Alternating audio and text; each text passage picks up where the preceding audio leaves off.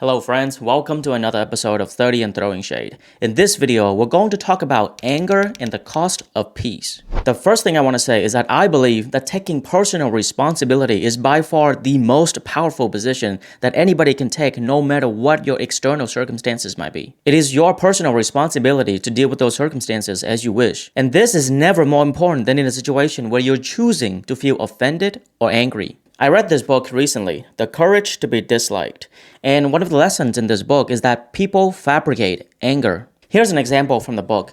Let's say you go to a coffee shop and the waiter accidentally spills some coffee on you. So you get angry and you start yelling at the waiter. Now, a lot of people would think that because you feel the emotion of anger first, then you start yelling at the waiter. But that's not what's going on. In the book, the author argues that you got angry so that you could yell at the waiter. In other words, in order to fulfill the goal of yelling, you created the emotion of anger. So the goal of yelling came before anything else. And in order to achieve that goal, you fabricate the emotion of anger. Yeah, I know, it's a very interesting perspective. The one thing I take away from this is that your emotions don't control you. You simply create those emotions to suit your goals. And if emotions can be created, that means you have control over it. You can choose to feel those emotions or not to. If you're in an environment where words are being used or you see something in your presence and you choose to get offended or you choose to get angry, that's your doing. You're choosing to have your physiology changed, to be stressed out, to have a visceral response. If you see somebody holding a sign that says abortion is wrong, you can take offense and be angry about it, or you can take it for what it is.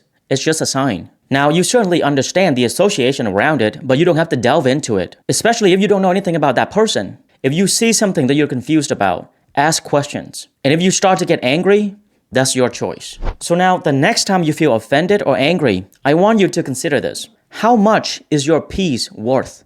If you get angry over small little things, you're practically selling your peace of mind that cheaply. If you're sitting at a coffee shop and somebody accidentally spills your coffee, which costs you about $5, and you get angry and start yelling, you're basically communicating that your peace is worth less than $5. Let's look at this from a different angle. Let's say I offer you $100, but in return, you have to feel angry for a couple of days. Would you take the money? If you say no, that means anything less than $100 is not worth getting angry about. But if you say yes, well, that's the price of your peace, $100. I'm from a relatively chaotic family, and over the years, I've come to value my peace very highly. It would take a lot for me to get angry. I don't sell my peace that cheaply. And the reason why I value my peace so much is because peace cannot be bought.